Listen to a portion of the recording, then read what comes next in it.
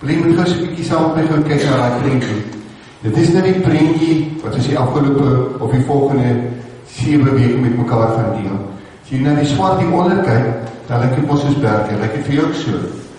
En die rede daarvoor is, hierdie gedeelte wat ons gaan lees die volgende 7 weke, sal bekend is die bergpredikasie. En ek is nou nie groot berg soos wat ons nou berg ken, met my like 'n koppetjie, waar Jesus hulle by mekaar gekom het. 'n berg of 'n rots vertel vir ons altyd ons van God se trou wat vas staan, né? Kom ons hier berg sommer net kyk nie. En die ander, wanneer lyk dit vir jou? Jy kom net hier terug, wanneer lyk dit klere vir jou? Soos 'n reënboog, né? En as ek in 'n reënboog dink, waaraan dink ek? Bybels dink ek altyd aan Noag, né?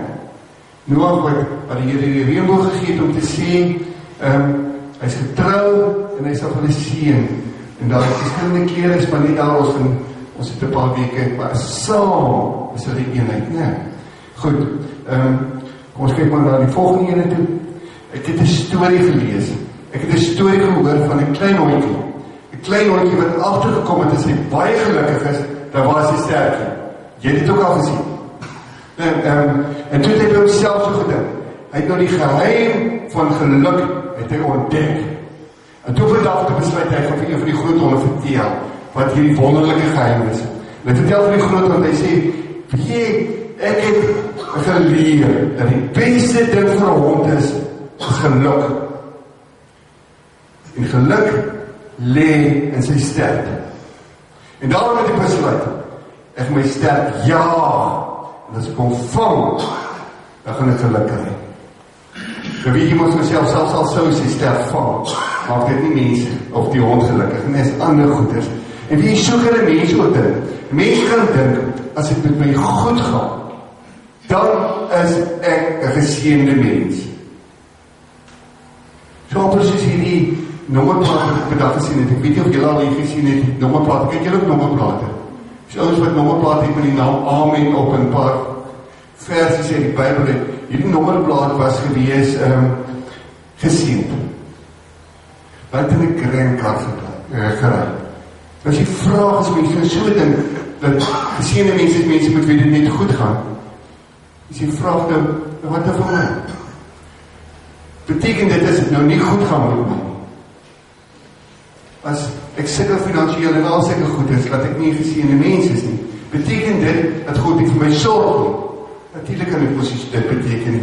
En daarom is dit belangrik om te kyk, wat sê Jesus by die regte bron wat ons daar gaan kyk. Nou ek lees vir julle uit Matteus 5, die Bybel kan jy saam met my lees. Matteus 5 van vers 1. Toe Jesus die menigte sien, het hy teen die berg opgegaan, en dat hy gaan sit het sy disippels na hom toe gekom, en hy het vir hulle geleer en gesê, geseënd is die wat weet hoe afhanklik hulle van God is, wat in hulle behoort, die koninkryk van die hemel. Lees net vanoggend tot hier. Ons gaan die volgende paar weke natuurlik verder lees, volgende week in Johan vir ons bietjie verder vat. Ek wil gou hier, kyk hoe 'n bietjie saam met my. Gou nou 'n bietjie ander vertaling so. Die boodskapvertaling sê, julle is gelukkig as julle elke dag uit God se hand leef. As julle heeltyd van sy goedheid afhanklik is, sal hy sorg dat daar 'n hele plek is in sy nuwe wêreld. Die ou vertaling, is onthou, dit gesê salig is die wat arm van gees is, wat in hulle behoort die koninkryk van die hemele. Die Lewende vertaling sou sê, gelukkig. Mense is by hom. Die Bybel sê dit op 'n baie spesiale manier. Hy sê, you are blessed, geseën, when you are at the end of your road, with less of you there, is more of God in his throne. Nou moet ek onthou, wanneer Jesus hierdie dinge vir sy disippels sê, dat hy hulle so pas, en kyk maar daar in Matteus 4, so pas geroep, en vir hulle gesê, volg my. Dit was moeilike tye. En hierdie moeilike tye kom sê Jesus vir hulle, so wil hy hê, moet mense leef, wat vir hom volg. Nou dit interessant hoe hy begin. Die mense daai tyd is hulle gepreek het, hulle vir mense gewys op hulle sonde, en hulle ellende, en altyd vir hulle gesê, wie julle, as julle dit nie gaan doen nie. Hoe begin Jesus? Jesus begin die idee van te sê, maar weet dit is verskriklik swaar om 'n Christen te wees nie. Dis nie wat Jesus sê nie. Jesus sê, geseënd gelukkig. You are blessed. Julle wat weet hoe afhanklik julle van die Here is. Julle wat arm van gees is, die eind of jou roep is. Vriende, ons begin maar net vandag. Ons gaan net so 'n paadjie reis saam met die Here volg. Hierdie begin, so mens kan sê, is waarop die res van die saligsprekings gebou is. Waar begin Jesus? Jesus begin, en hy sê, hy wil 'n verhouding hê met jou en my. Jy het gehoor. Hy wil 'n verhouding hê met jou en my. Hy wil nie net ek moet van hom weet nie. Hy wil ek moet saam met hom op pad loop. En jy sal agterkom. Jy sal agterkom ook in die volgende paar weke, dat al die saligsprekings 3 momente het. En daar het jy dit. Al die saligsprekings, ook vanoggend sê, begin met die woorde geseënd. En dan is dit 'n beskrywing van die karaktertrek. Wie is die mense wat geseënd is? Het ons mos gehoor, vanoggend praat ons oor die wat weet hoe afhanklik hulle is. En dan eindig hy met wat hy persoon kan ontvang. Wat het ons gehoor? Hy sal deel in die koninkryk van God. Nie waar nie. Begin met die woordjie geseënd. Ek dink ek spreek het verkeerd uit Johan, die Griekse woordjie, maar daar het hier die Griekse woordjie, kom ons kom by die volgende enetjie. Die Griekse woordjie is makaroi, ek weet nie of dit seker verkeerd uitgespreek, maar goed, maak nie saak, wat beteken dit? Dit is soos amper handvolgend. In Afrikaans het ons so baie keer die ding wat ons sê, maar in Engels kan jy nie so lekker vertaal nie. Nou, hy beteken onder andere geseën, gelukkig, bevoorregte, begunstigde, of dan soos die heel ou vertaling gesê, welgeluksalig. Nou moet jy mooi op, hierdie goed kom van God af, nie van mense af nie. En verder in die reaksie, in die eerste saligspreking, staan in die teenwoordigheid. Kan ons ook eerder vir jou lees, dan staan ons, geseënd is die wat weet hoe afhanklik hulle van God is. Want nou daar is door die koninkryk van God aan hulle. Die ander is allemaal in die toekomstige ding. Kom ons lees die volgende, behalwe nou natuurlijk die laatste een. Volgende is ook sê, geseënd is die wat tree, want hulle sal in die toekomst vertroos word. Geseënd is die sagmoediges, want hulle sal in die toekomst die nuwe aarde ontvang. En soos ons gaan aangaan, so hierdie ene is in die teenwoordige tyd. En weet jy, is ongelooflik fantasties, dat Jesus dit so sê. Want wat hy sê is, as jy afhanklik is van die Here, maak het reeds 'n verskil in jou lewe. Nou, nie eers eendag. Jesus sê, geseënd, gelukkig, bevoorreg, begunstig, salig is jy. Wanneer? As jy weet. As jy weet hoe afhanklik jy van die Here is. Wat bedoel Jesus as hy praat van afhanklik? Ek dink daar is 'n baie wonderlike gedeelte in die Bybel. Dit is in Lukas 18. Lukas 18 vanaf vers 13. In Lukas 18 in die agtergrond, 2 mense het saam die oggendkerk toe gekom. En natuurlik was dit die een was die Fariseer, die Bybel baie goed ken, en dan was hy die tollenaar. Wat het die Fariseer gemaak?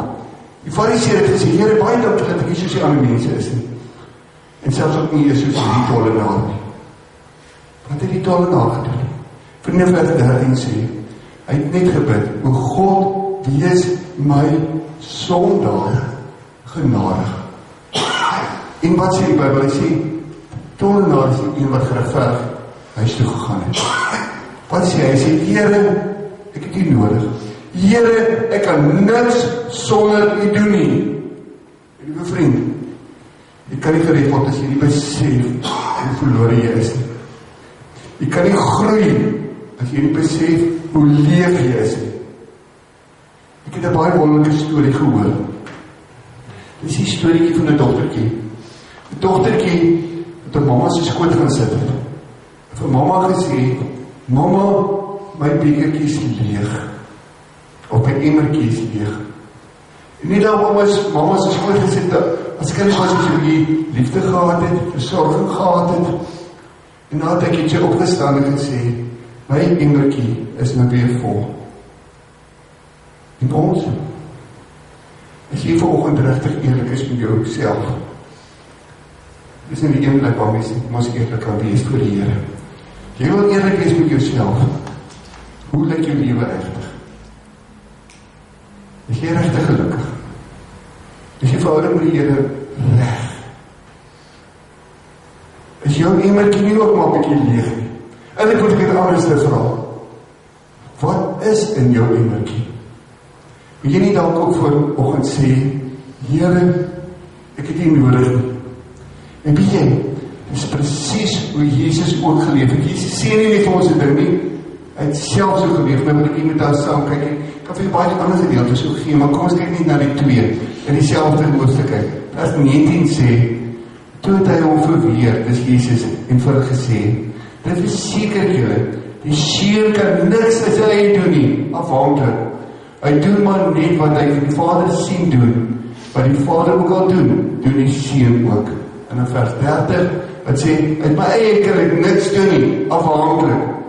Ek oordeel soos ek dit van die Vader hoor, en my oordeel is regverdig, want nie my wil is wat ek nastreef nie, maar die wil van hom wat my gestuur het. En weet jy, ons sê baie maklik. Ons sê verskriklik maklik. Ek is afhanklik van die Here. Maar is dit regtig so? Eintlik moet ons eerlik wees en sê ons sukkel maar. Kom ek nou vir jou 3 voorbeelde van 3 generasies. Ons ouer mense. Wat is een van die grootste vrese wat hulle laat leef? Ja, gedink. Hulle is bang dat hulle weer afhanklik gaan raak. Dat hulle pensioentjie nie gaan hou nie. Dat hulle gesondheid so geraak dat hulle ander mense die oor moet kyk en weer afhanklik raak. Klein kindertjies. Hulle kom op 'n stadium wat hulle sê, ek wil self.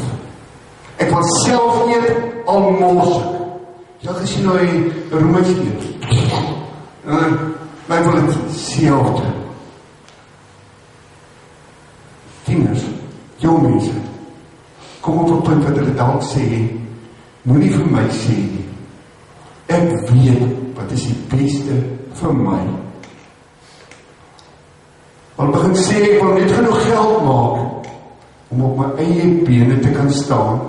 So amper, asof ons glo dat geld wat stom is, maak reg wat krom is.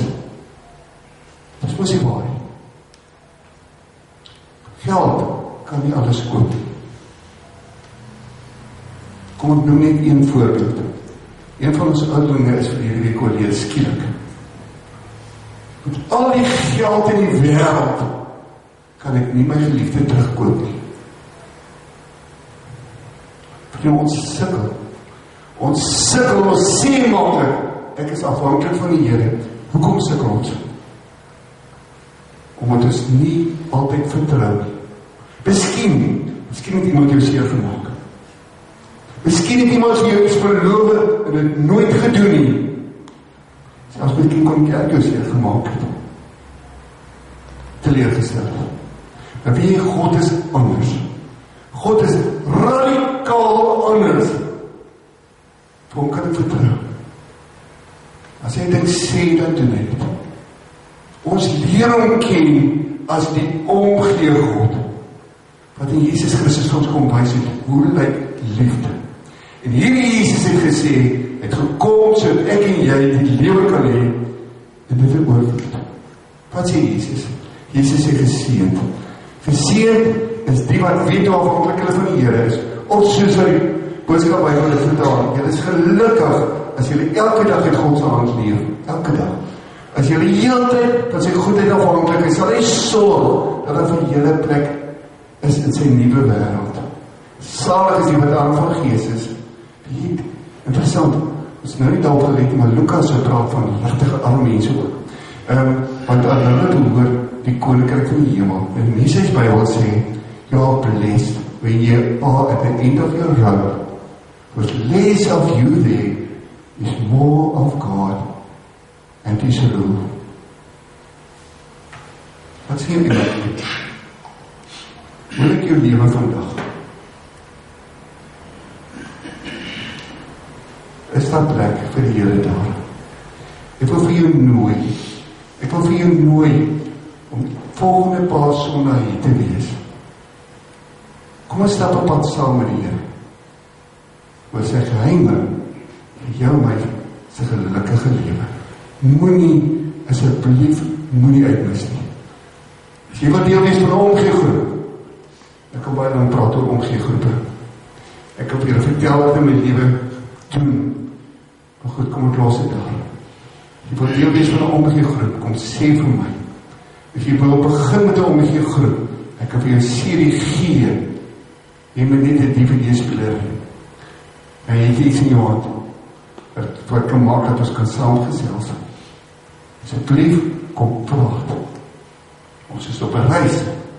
Vanoggend het ons gehoor, gelukkig, geseënd, bevoorreg, is ek en jy soos weet hoe afhanklik ons van die Here is.